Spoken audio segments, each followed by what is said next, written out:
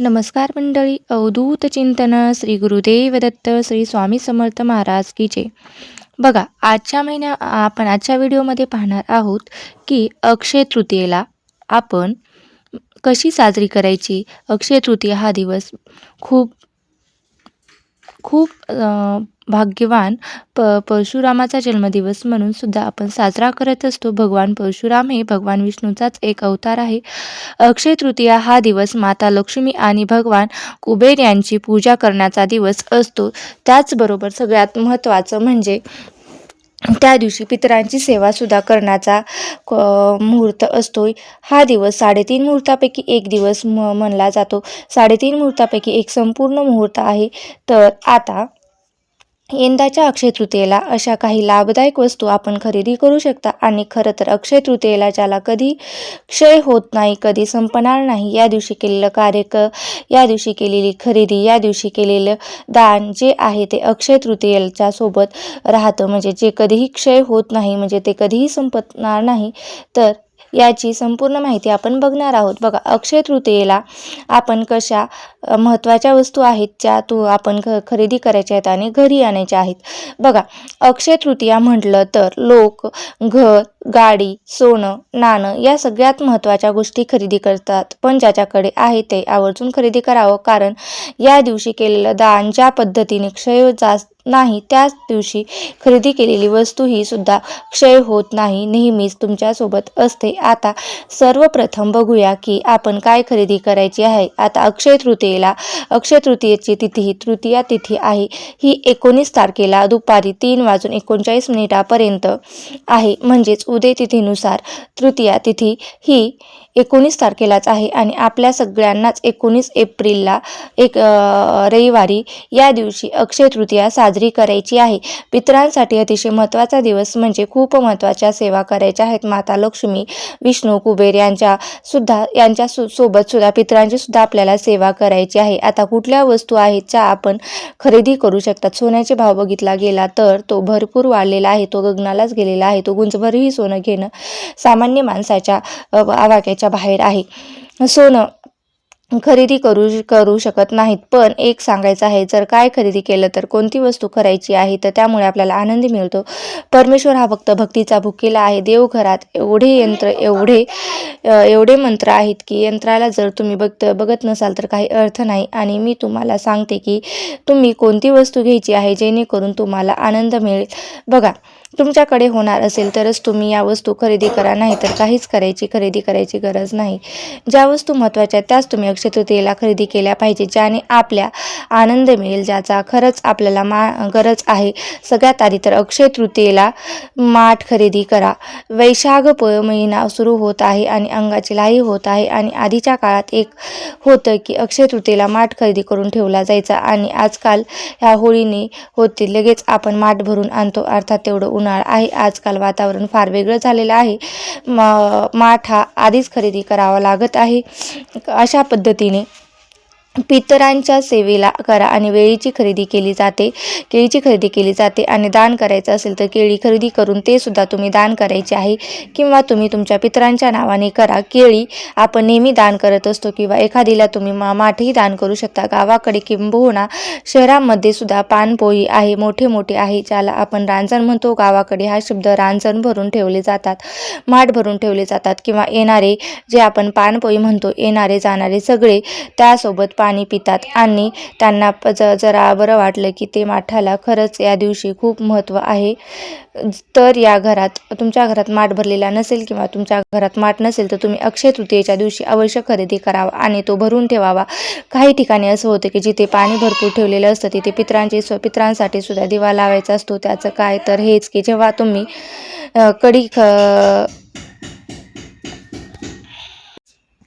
म्हणजे जिथे माठ भरून ठेवलेलं आहे किंवा पाणी भरून ठेवलेले आहे, अशा ठिकाणी आपण पितरांसाठी हा दिवा लावत असतो.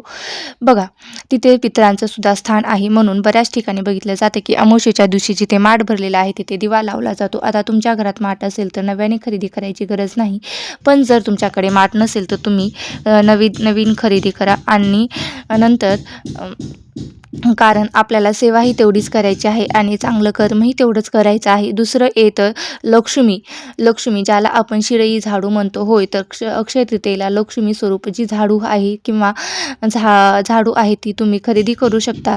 आणि भगवान विष्णू, माता लक्ष्मी आणि कुबेरांच्या पूजेबरोबर तुम्ही त्यांचीसुद्धा पूजा करू शकता. दुसरं येतं ते महत्त्वाचं मीठ. आता मार्गशीर्ष गुरुवारच्या कहाणीमध्ये मिठाला खूप महत्त्व आहे. मीठ लक्ष्मीकारक आहे, पांढरशुभ्र आहे, ते लक्ष्मीकारक आहे. आणि खरं तर अन्नाची चव कितीही शाही जेवण केलं तरी तुमच्या घरात जोपर्यंत तुम्ही मीठ घालत नाही तोपर्यंत त्या अन्नाला चव राहत नाही. म्हणून मिठालाही तितकंच महत्त्व आहे. लक्ष्मीपूजनाला दिवशी मिठाचा सुद्धा मान आहे. मीठ खरेदी करून त्याची पूजा केली जाते. नक्कीच अक्षय तृतीयेला कुठलं पण तुम्ही ब्रँडचं मीठ वापरत असाल, मीठ घ्यायचं आणि त्याची पूजा करायची आहे. जे तुमच्या घरात असेल ते तुम्ही नवीन आणाल. एखादी पुडी त्याची पूजा करून केली तरीही चालतं.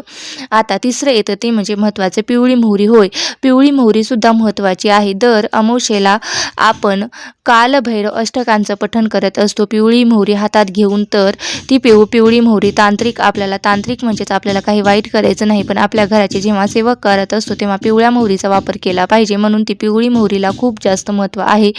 पिवळी मोहरी तुम्ही खरेदी करू शकता. बाकीच्या तुम्हाला ज्या वस्तू खरेदी करायच्या आहेत त्या दिवशी तुम्ही दानही करायचे आहेत आणि खरेदीही करायचे आहेत. बऱ्याच ठिकाणी लहान मुलांसाठी एखादे कपडे घेतले जातात किंवा जे कोणी गेलं आहे त्यांच्या घरातल्याला खरं सांगू का, तर त्या खरेदीमध्ये ना तुमच्या घरातली एखादी सवासीन गेली असेल तर, आणि अर्थात आपण घास वगैरे देतोच, पण सवासणीच्या नावाने एक साडी घ्या आणि ती कुठल्याही गरीब स्त्रीला दान करा.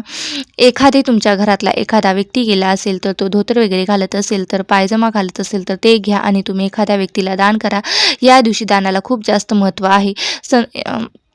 बघा आता तर नक्कीच थोडक्यात सांगते, दानाला तर खूपच महत्त्व आहे. अशा काही गोष्टी आहेत ज्या तुम्ही दान करू शकतात. बघा आता खरेदी करण्यामध्ये सगळ्यात महत्त्वाचं येतं की श्रीयंत्र. अक्षय तृतीयेच्या म्हटलं की माता लक्ष्मी मूर्ती सोन्याची पितळाची आली, तुम्ही खरेदी करू शकता. तुम्ही त्याच्यावर सेवा करू शकता. श्रीयंत्र सांगितल्यास एवढं श्रीयंत्र आणून ठेवलं आहे की त्याची सेवा करायचं असेल तर कसं करायची या सर्व गोष्टी लक्षात घेतल्या पाहिजेत. नाहीतर उगाच घ्यायची गरज नाही. देवघरात यंत्राने भरून देवघर ठेवायचं नाही. त्याच्यावर सेवा करतो का एखादीला जर देवाची टाक करायची असेल तर नक्कीच या दिवशी तुम्ही टाक खरेदी करू शकता. एखादीला जर देवीची मूर्ती खरेदी करायची असेल, कुलदेवीची मूर्ती फोटो घ्यायचा असेल, नक्कीच तुम्ही खरेदी करू शकता. एखादीला ग्रंथ घ्यायचा असेल की अक्षय तृतीयेला तो माझ्यासोबत अक्षय सेवा राहिली करून माझ्याकडून घडली पाहिजे, नक्कीच तुमच्याकडे जो ग्रंथ नाही तो तुम्ही त्या दिवशी पठण करू शकता आणि तो तुम्ही खरेदी करू शकता. बघा आता एक सांगते, कुबेराची मूर्ती देवघरात ठेवत नाही. तुम्ही श्रीयंत्र खरेदी करू शकता. तुमची इच्छा असेल तर कुबेर यंत्र घरात ठेवून धूळ लागण्यात अर्थ नाही. तुम्ही सेवा करणार आहात तरच तुम्ही कुबेर यंत्र घ्यायचं, तर नाहीतर नाही. माता लक्ष्मीला प्रिय वस्तू खरेदी करू शकता. त्याच्यामध्ये श्रीयंत्र आहे, माता लक्ष्मीची मूर्ती आहे, फोटो आहे, गणचत लक्ष्मी आहे. उगाच देवघरात गर्दी करण्यात काही अर्थ नाही. जर तुम्हाला खरंच सेवा करायची असेल तरच तुम्ही हे सर्व घ्या. फक्त देव हा भक्तीचा भुकेला आहे. तुम्ही एवढं आणलं तेवढं आणलं हे देव पाहत नाही. जोपर्यंत आपली श्रद्धा विश्वास वाढत नाही, आपले कर्माचा भोग आपण कमी होत नाही, तोपर्यंत साक्षात परमेश्वरही आपल्याला मदत करत नाही. कारण तुम्ही आणि तुमच्या कर्मामध्ये देव कधीही आडवा येत नाही. मंत्र यंत्र सगळे ठेवून लगेच देव पावणाऱ्या पैशाचा पाऊस पडत नाही, हे अजिबात होत नाही. जर तुमच्याकडे श्रीयंत्र नसेल आवर्जून खरेदी करा, पण सेवा करणार असाल तरच खरेदी करा. दुर्गाष्टमीला पौर्णिमेला तुम्ही सेवा करता का, तर होणार असेल तरच तुम्ही खरेदी करा. बघा काही हरकत नाही. जर सेवा करणार असेल तर तुम्हाला खरेदी करायला काही हरकत नाही. त्याचबरोबर काही महत्त्वाचे आहेत ती तुम्ही या दिवशी धान्यसुद्धा भरून ठेवू शकता. गहू, तांदूळ, बाजरी काय असेल ते 1 वर्षाचा साठा करू शकता. बघा कारण हे केल्याने अक्षय तृतीयेला तो काळ धनधान्य आपल्याकडे राहील आणि त्याची कधीही कमतरता भासणार नाही. या दिवशी थोडं तरी अन्नधान्य घ्यावं. या दिवशी साखर तरी खरेदी करावी.